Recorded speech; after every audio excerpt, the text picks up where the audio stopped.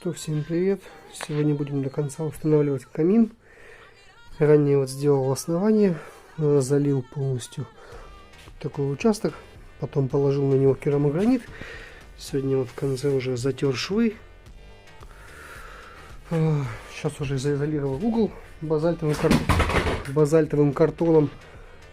Скоро приступлю к монтажу фиброцементных плит на стены, и далее уже будет монтироваться сам камин и дымоход. Дымоход у нас на первом этаже будет окрашен в черный цвет, поэтому подготовил разделку и сейчас буду красить черной термостойкой краской. И вот так у нас в финале все получилось. Черный крашеный дымоход, камин горит, тяга хорошая, дрова уже почти прогорели. Все отлично, все работает, все проверил, можно пользоваться.